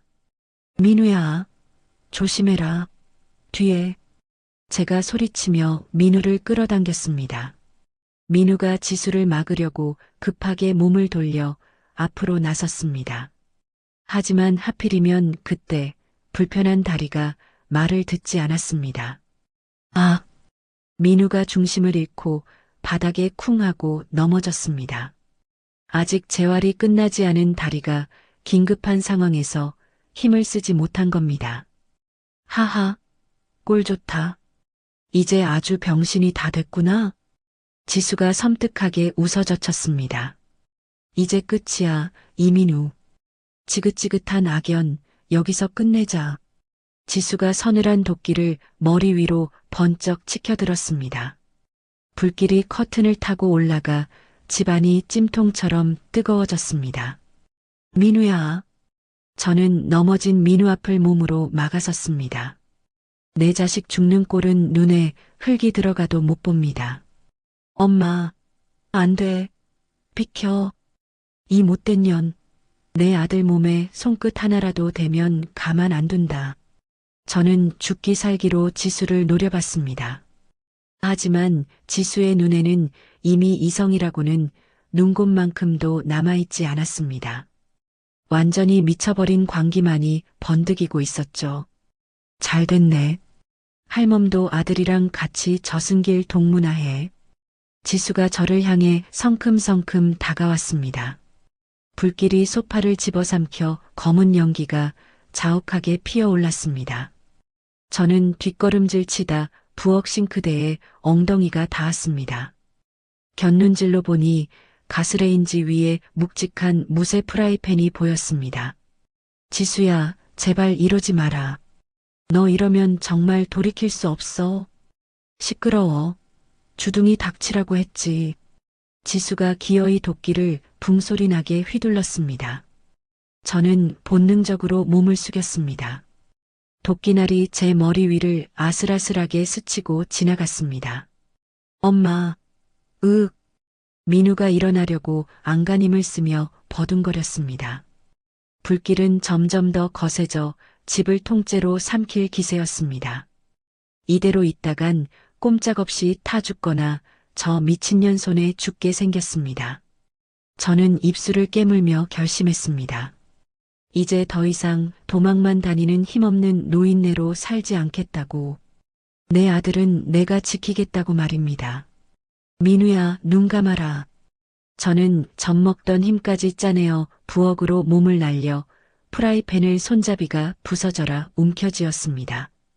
가스레인지 위에서 프라이팬이 시뻘겋게 달궈져 있었습니다. 저는 뜨거운 줄도 모르고 프라이팬 손잡이를 꽉 움켜쥐고 지수에게 달려갔습니다. 제 안에서 사자 같은 힘이 솟구쳤습니다. 이 못된 년, 내 아들 몸에 손대지 마. 저는 있는 힘껏 프라이팬을 휘둘러 지수의 머리통을 내리쳤습니다. 퍽 하는 둔탁한 소리와 함께 지수가 비명을 질렀습니다. 으악, 이 노인네가 진짜. 지수가 비틀거리더니 들고 있던 도끼를 바닥에 떨어뜨렸습니다. 하지만 도끼가 바짝 오른 지수는 곧바로 저에게 짐승처럼 달려들었습니다. 저는 지수의 팔을 꽉 움켜잡고 버텼습니다. 엄마, 위험해. 피해. 민우가 목이 터져라 소리쳤습니다. 지수가 제 머리채를 휘어잡고 사정없이 흔들어댔습니다. 머리카락이 숭숭 빠지는 것 같았지만 저는 이를 악물고 버텼습니다. 나, 이거 안 나? 늙은 게 힘만 세 가지고. 싫다. 절대 못 놓는다. 네가 죽나 내가 죽나 한번 해보자. 저는 지수의 팔뚝을 잇는 힘껏 이빨로 물어뜯었습니다. 살점이 뜯겨나갈 정도로 세게 물어버렸죠. 아! 지수가 고통에 몸부림치며 비명을 질렀습니다. 그 틈을 타 넘어졌던 민우가 이를 악물고 일어났습니다. 민우가 절뚝거리는 다리를 이끌고 지수에게 다가왔습니다. 최지수, 이제 정말 끝이야. 그만해. 민우가 지수의 팔을 뒤로 꺾어 제압했습니다. 지수가 바닥에 쾅 하고 쓰러졌습니다. 이거 나. 너희들 다 죽여버릴 거야. 엄마, 저기 불타는 커튼 줄 좀 가져와. 저는 불길이 옮겨붙기 시작한 커튼 쪽으로 달려가 장식용 끈을 뜯어냈습니다. 손바닥이 뜨거웠지만 아픈 줄도 몰랐습니다. 민우가 능숙하게 지수의 양손을 뒤로 묶어버렸습니다. 저는 남은 끈으로 발버둥 치는 지수의 두 다리를 꽁꽁 묶었습니다. 풀어. 이거 당장 안 풀어. 내가 가만 안 둘 거야. 지수가 뱀처럼 몸을 비틀며 발악했지만 소용없었습니다. 어느새 불길이 천장까지 치솟아 집어삼킬 듯 덤벼들었습니다. 매캐한 연기 때문에 숨을 쉬기가 힘들고 눈이 따가워 견딜 수가 없었습니다. 콜록, 콜록. 민우야, 이러다 다 죽겠다. 엄마, 정신 차려. 빨리 나가야 해. 민우가 욕실로 뛰어들어가 이불을 물에 흠뻑 적셔왔습니다. 자, 이거 빨리 뒤집어 써. 코랑 입 막고. 민우가 축축한 이불을 제 몸에 덮어 씌워 주었습니다.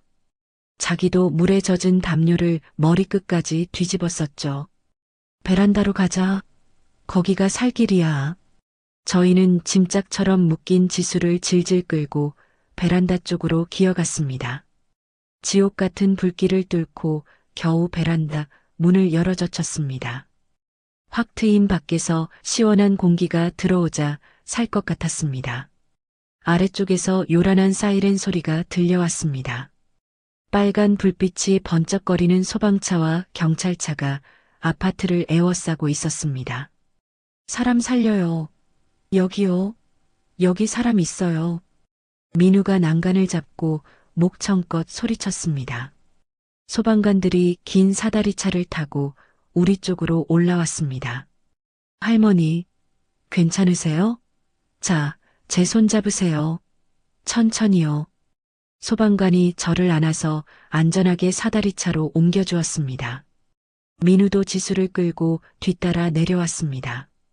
땅에 발을 디디자마자 강 형사님이 득달같이 달려왔습니다.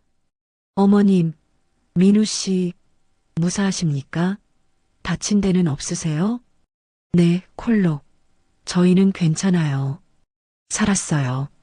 저는 연신 기침을 토해내며 가슴을 쓸어내렸습니다. 그 독한 여자는요? 최지수는 어디 있습니까? 저기 짐짝처럼 실려 내려오네요. 민우가 턱짓으로 사다리차를 가리켰습니다. 경찰 특공대원들이 묶여있는 지수를 끌고 내려와 바닥에 패대기 쳤습니다. 지수의 얼굴과 팔은 그을음과 화상으로 엉망진창이 되어 있었습니다. 으악, 아파, 너무 아파, 나 좀 살려줘. 지수가 고통스러운지 짐승처럼 울부짖었습니다. 최지수, 현주 건조물 방화 및 존속 살해, 미수 혐의로 현행범 체포한다. 강 형사님이 지수의 손목에 차가운 수갑을 채웠습니다. 억울해. 이거 나는 억울하다고. 저 사람들이 먼저 그랬어. 지수가 끝까지 발악하며 고래고래 소리를 질렀지만 들어주는 사람은 아무도 없었습니다. 구급대원들이 지수를 들것에 실어 구급차에 태웠습니다. 이번에는 도망치지 못하게 경찰들이 양옆에 딱 붙어 탔습니다. 화많은 소방관들의 물대포에 기세가 꺾여 사그라들었습니다. 하지만 우리 집은 이미 시커멓게 타버려 절반은 제가 되어버렸더군요. 저는 뼈대만 남은 집을 멍하니 바라보았습니다. 평생 모은 돈으로 장만한 집이 적골이 되니 가슴이 미어지는 것 같았습니다. 엄마, 민우가 다가와 제 축 처진 어깨를 감싸 안았습니다. 괜찮아, 엄마. 집이야 다시 지으면 되지. 우리 목숨 붙어 있으면 된 거야. 그래, 내 말이 맞다. 사람이 중하지 집이 대수냐. 저는 민우를 와락 끌어안았습니다. 그제야 참았던 눈물이 왈칵 쏟아졌습니다. 지긋지긋하게 내리던 비도 그치고 먹구름 사이로 희미하게 빛이 보이기 시작했습니다. 어느새 새벽이 밝아오고 있었습니다. 엄마, 어디 다친 데는 없어? 머리는 괜찮아? 응, 나는 멀쩡하다. 너는? 다리는 괜찮니? 아까 넘어졌잖아. 나도 괜찮아. 엄마가 지켜줬잖아. 민우가 그을음 묻은 얼굴로 하얗게 웃어 보였습니다. 저희 모자는 시커멓게 그을린 아파트 화단에 주저앉았습니다. 서로의 살아있는 얼굴을 확인하며 깊은 안도의 한숨을 내쉬었습니다. 정말 무서워서 죽는 줄 알았어. 네가 잘못되는 줄 알고. 나도 무서웠어. 엄마가 다칠까봐 심장이 멎는 줄 알았어. 너도 참 엄마는 늙어서 괜찮은데 왜 네 몸을 던져? 저는 민우의 거친 손을 두 손으로 꼭 잡고 비볐습니다. 근데 엄마 아까 진짜 대단하더라. 어디서 그런 힘이 나와서 프라이팬을 휘둘렀어? 어쩔 수 없었지. 쥐도 구석에 몰리면 고양이를 문다는데 내 아들을 죽이려는데 눈에 뵈는 게 있겠니? 고마워, 엄마. 엄마 덕분에 살았어. 무슨 소리냐? 애미가 자식 지키는 건 당연한 거지. 그때 강 형사님이 우리에게 다가왔습니다. 어머님, 민우 씨. 일단 병원부터 가셔야겠습니다. 연기를 너무 많이 마시셨어요. 괜찮아요. 우리 진짜 괜찮습니다. 멀쩡해요. 그래도 검진은 꼭 받으셔야 합니다. 후유증이 있을 수 있어요. 강 형사님이 손짓으로 대기하고 있던 구급차를 불렀습니다. 형사님, 지수 그 여자는 어떻게 됩니까? 이번에도 빠져나가는 건 아니죠? 민우가 걱정스러운 눈빛으로 물었습니다. 걱정 붙들어 매십시오. 이번엔 절대 못 빠져나갑니다. 방화의 살인 미수까지 게다가 도주까지 했으니 콩밥 좀 오래 먹을 겁니다. 정말 다행이네요. 이제야 발 뻗고 자겠어요. 어머님, 이제 정말 모든 게 끝났습니다. 안심하고 푹 쉬세요. 강 형사님이 듬직하게 웃어 보였습니다. 저는 다시 한번 까맣게 타버린 집을 올려다봤습니다. 속이 쓰리기도 했지만 한편으로는 10년 묵은 체증이 내려간 듯 시원했습니다. 지수와의 지긋지긋한 악연이 저 불길과 함께 완전히 타서 없어진 느낌이었습니다. 엄마 가자. 병원 가서 치료받고 따뜻한 밥 먹고 푹 쉬자. 그래, 그러자. 이제 좋은 일만 있겠지. 저는 민우의 부축을 받으며 자리에서 일어났습니다. 동쪽 하늘이 붉게 물들며 찬란한 아침 해가 떠오르고 있었습니다. 마치 우리 모자의 새로운 인생을 축복해주는 것 같았습니다. 구급차에 오르면서 저는 마지막으로 뒤를 돌아봤습니다. 흉물스럽게 변한 집이 보였지만 더 이상 두렵거나 슬프지 않았습니다. 죽은 줄 알았던 내 아들 민우가 살아서 이렇게 제 옆을 든든하게 지키고 있으니까요. 그것 하나만으로 저는 세상을 다 가진 것 같았습니다. 엄마, 무슨 생각을 그렇게 골똘히 해? 아무 생각도 안 한다. 그냥 네가 내 옆에 있어서 너무 좋아서 그런다. 나도 그래, 엄마. 나도 엄마가 있어서 너무 좋아. 민우가 제 손을 으스러지도록 꽉 쥐었습니다. 구급차가 요란한 소리를 내지 않고 부드럽게 출발했습니다.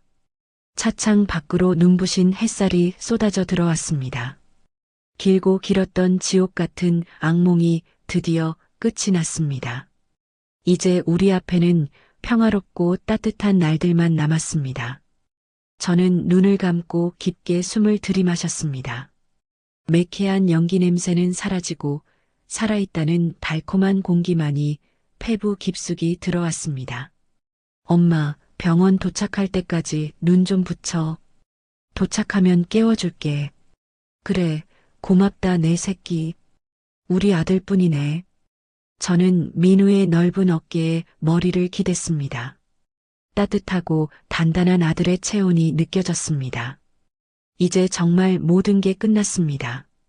그 어떤 시련도, 그 어떤 악연도 이제는 우리를 갈라놓지 못할 것입니다. 우리는 다시 시작할 것입니다. 사랑하는 아들과 함께 저 떠오르는 태양처럼 힘차게 말입니다. 어느덧 계절이 바뀌고 해가 바뀌어 1년이라는 시간이 흘렀습니다. 지옥 같았던 시간들을 뒤로하고 드디어 마지막 판결이 나는 날이었습니다. 법정 문턱을 넘는데 다리가 어찌나 후들거리는지 걸음을 떼기가 힘들더군요. 엄마, 괜찮아? 심호흡 좀 해. 민우가 제 차가운 손을 따뜻하게 꽉 잡아주었습니다. 놀랍게도 민우는 이제 지팡이 하나 없이 두 다리로 꼿꼿하게 서 있었습니다. 그래, 엄마는 괜찮다. 네가 옆에 있는데 무서울 게 뭐 있겠니? 저희는 떨리는 마음을 다잡고 방청석에 나란히 앉았습니다. 고마운 강 형사님과 박 변호사님도 우리 곁을 든든하게 지켜주셨습니다. 어머님, 너무 긴장하지 마세요. 곧 정의로운 판결이 나올 겁니다. 박 변호사님이 확신에 찬 목소리로 제 어깨를 다독여 주었습니다. 잠시 후 엄숙한 표정의 판사님이 들어오고 장내에 있던 사람들이 모두 기립했습니다. 피고인 최지수, 앞으로 나오세요. 판사님의 낮고 굵은 목소리가 법정을 울렸습니다. 수의를 입고 피고인석에 앉아있던 지수가 천천히 몸을 일으켰습니다. 1년 전 도끼가 뚝뚝 떨어지던 모습은 온데간데 없고 뼈만 앙상하게 남은 수척한 몰골이더군요. 주문. 피고인 최지수에게 징역 25년을 선고한다. 판사님이 판결문을 읽어 내려갔습니다. 마치 벼락이 치는 듯한 단호한 목소리였습니다. 10년 묵은 체증이 한꺼번에 뚫리는 것 같아 눈시울이 뜨거워졌습니다. 안 돼. 말도 안 돼. 25년이라니. 난 억울해요. 판결을 듣자마자 지수가 미친 사람처럼 고래고래 소리를 지르기 시작했습니다. 조용히 하세요. 법정에서 소란 피우면 안 됩니다. 판사님, 이거 다 모함이에요. 저는 정당방위였다고요. 저 늙은이가 절 죽이려고 했다고요. 지수가 악을 쓰며 난동을 부리기 시작했습니다. 법정 경위들이 달려들어 지수의 양팔을 결박했습니다. 이거 나 놓으라고. 내가 누군지 알아? 난 억울해. 억울하다고. 지수가 짐승처럼 발버둥 쳤지만 건장한 경위들에게 질질 끌려나갔습니다. 닫히는 문 너머로 지수의 절규가 희미하게 사라졌습니다. 판사님이 의사봉을 탕탕 두드렸습니다. 끝났네, 엄마. 진짜 다 끝났어. 그래, 내 새끼. 이제 정말 끝났구나. 이제야 살 것 같다. 저희는 서로를 부축하며 법정을 빠져나왔습니다. 밖으로 나오니 강 형사님이 웃으며 손을 내밀었습니다. 어머님, 그동안 마음고생 정말 많으셨습니다. 이제 두 다리 뻗고 주무세요. 형사님, 이 은혜를 어떻게 갚아야 할지 정말 고맙습니다. 형사님 덕분에 살았습니다. 민우 씨도 정말 수고했어요. 이제 나쁜 일은 다 잊고 평화롭게 사세요. 네, 형사님. 평생 잊지 않겠습니다. 정말 감사합니다. 박 변호사님도 따뜻한 미소로 인사를 건넸습니다. 할머니, 이제 꽃길만 걸으세요. 좋은 일만 가득하길 바랍니다. 변호사님도 건강하세요. 복 받으실 거예요. 감사한 분들과 작별 인사를 나누고 법원 계단을 천천히 내려왔습니다. 유난히 햇살이 따사롭고 바람이 부드럽게 느껴졌습니다. 세상이 이렇게 밝고 아름다운 줄 예전엔 미처 몰랐습니다. 엄마, 긴장 풀리니까 배고프지 않아?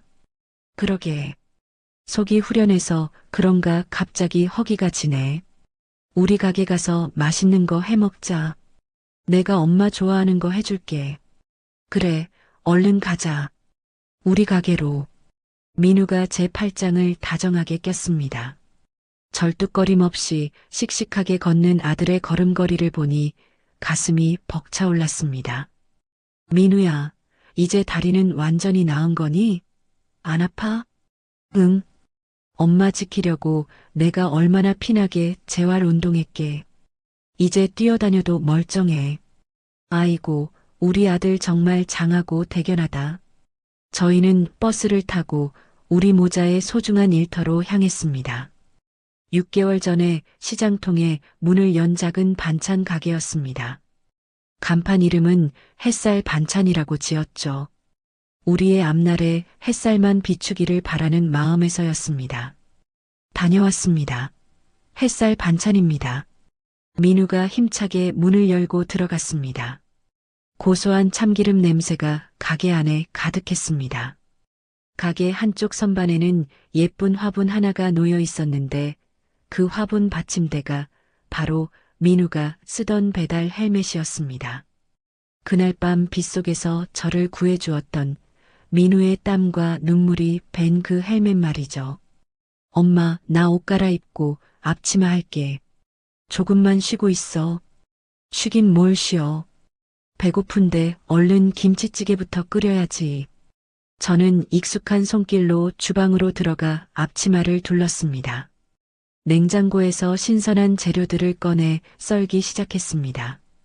그때 딸랑하고 맑은 종소리가 울리며 문이 열렸습니다. 어서 오세요. 맛있는 반찬 많습니다. 민우가 특유의 살가운 목소리로 손님을 맞이했습니다. 아이고, 총각 사장님. 오늘도 일찍 왔네? 우리 가게 단골이신 옆집 쌀가게 할머니였습니다. 어르신 오셨어요? 오늘 겉절이 아주 기가 막히게 담갔어요. 맛 좀 보실래요? 그래. 총각네 엄마 솜씨야 믿고 먹지. 겉절이 하나 줘봐. 네, 넉넉하게 담아드릴게요. 잠깐만요. 민우가 싹싹하게 김치통을 꺼내 담는 모습을 주방 너머로 지켜봤습니다. 저 녀석이 언제 저렇게 장사꾼이 다 됐나 싶어 가슴이 몽글몽글해졌습니다. 어머니, 여기 찌개에 두부 좀 팍팍 넣어주세요. 배고파 죽겠어요. 알았다, 이 녀석아. 고기도 듬뿍 넣어주마. 보글보글 끓어오르는 찌개 소리가 마치 행복을 끓이는 소리처럼 들렸습니다. 엄마, 찌개 냄새 죽인다. 냄새만 맡아도 침 넘어가. 조금만 기다려라. 금방 된다. 저녁 시간이 되자 퇴근길 손님들이 하나둘 가게로 몰려들기 시작했습니다. 민우 씨, 저번에 사간 멸치볶음 정말 맛있었어요. 애들이 그것만 찾아요. 감사합니다. 우리 어머니 손맛이 좀 특별하죠? 어머니는 건강하시죠? 요즘 얼굴이 훤하시네. 네, 덕분에 아주 건강하세요. 웃을 일만 있어서 그런가 봐요. 민우가 싱글벙글 웃으며 손님들을 응대했습니다. 좁은 가게가 손님들의 온기로 가득 찼습니다. 엄마, 손님 밀린다. 바빠, 바빠. 그래, 바쁜 게 좋은 거지. 천천히 해라. 저는 신이 나서 부지런히 반찬을 팩에 담았습니다. 몸은 고단했지만 마음은 깃털처럼 가벼웠습니다. 한바탕 전쟁 같은 저녁 시간이 지나고 손님들이 모두 돌아갔습니다. 다시 조용해진 가게에 평온함이 찾아왔습니다. 오늘도 진짜 수고했어, 엄마. 민우가 의자에 털썩 앉으며 땀을 닦았습니다. 너도 고생 많았다. 다리 아프진 않고? 저는 민우 옆에 앉아 아들의 다리를 주물러 주었습니다. 엄마, 아까 법정에서 지수 끌려가는 거 봤을 때 기분이 어땠어? 글쎄다, 예전엔 미워 죽겠더니 막상 그렇게 되니까 아무 느낌도 안 들더라. 그냥 남의 일 같았어. 나도 그랬어. 이제 내 마음속에서 그 여자는 완전히 지워진 것 같아. 그래. 이제 정말 악연의 고리가 끊어진 게지. 저는 창밖을 내다봤습니다. 붉은 노을이 시장 골목을 아름답게 물들이고 있었습니다. 민우야, 엄마가 너한테 참 미안하다. 에이, 갑자기 또 왜 그래? 뭐가 미안해? 네가 사람을 잘못 본 게 아니라 내가 며느리를 잘못 들여서 내 인생을 꼬이게 한 것 같아서. 엄마 잘못 아니야. 내가 눈이 멀었던 거지. 그런 소리 하지 마. 민우가 제 거친 손을 꼭 잡고 눈을 맞췄습니다. 그래도 나 엄마 덕분에 살았잖아. 그때 불 속에서 엄마가 프라이팬으로 그 여자 머리 안 쳤으면 우리 둘 다 큰일 났을걸. 하하, 그러게 말이다. 내가 어디서 그런 힘이 났는지 나도 모르겠다. 저희 모자는 서로를 마주보며 한바탕 웃음을 터뜨렸습니다. 엄마, 우리 기념으로 사진 한 장 찍을까? 사진? 이 늙은이가 무슨 사진을 찍어. 쑥스럽게. 오늘같이 좋은 날 남겨야지. 얼른 나와봐. 민우가 휴대폰을 꺼내 들고 저를 가게 앞으로 이끌었습니다. 햇살 반찬이라는 간판 불빛이 환하게 켜져 있었습니다. 자, 여기 보세요. 김치 하나, 둘, 셋. 찰칵하는 소리와 함께 민우가 셀카를 찍었습니다. 사진 속에 환하게 웃고 있는 우리 두 사람의 모습이 담겼습니다. 주름진 제 얼굴도 흉터가 남은 민우의 얼굴도 세상에서 가장 행복해 보였습니다. 우와, 진짜 잘 나왔다. 엄마, 우리 되게 행복해 보인다. 그러게. 웃으니까 참 보기 좋구나. 당연하지. 우리가 얼마나 행복한데. 민우가 소중하게 사진을 저장했습니다. 저는 밤하늘을 올려다보았습니다. 어느새 별들이 하나둘 떠올라 반짝이고 있었습니다. 3년 전 맨발로 빗속을 달리며 절망했던 그날 밤이 주마등처럼 스쳐 지나갔습니다. 매일 맞고 굶고 공포에 떨었던 지옥 같은 날들이 거짓말처럼 느껴졌습니다. 죽은 줄 알았던 아들이 살아 돌아왔고 이제 우리는 이렇게 나란히 서 있습니다. 비록 작은 반찬 가게지만 우리 둘이 힘을 합쳐 꾸려가는 이 소중한 공간이 저에게는 천국이었습니다. 엄마, 무슨 생각을 그렇게 해? 아무것도 아니다. 그냥 지금이 너무 좋아서 그런다. 꿈만 같아서. 나도 그래, 엄마. 꿈이 아니라 진짜라서 너무 좋아. 민우가 제 어깨에 머리를 기대며 어리광을 피웠습니다. 저는 다 큰 아들의 머리를 쓰다듬어 주었습니다. 가족을 지킨다는 것, 일상을 되찾는다는 것이 얼마나 힘들고 고통스러운 과정이었는지 모릅니다. 하지만 그 대가는 이렇게나 달콤하고 따뜻했습니다.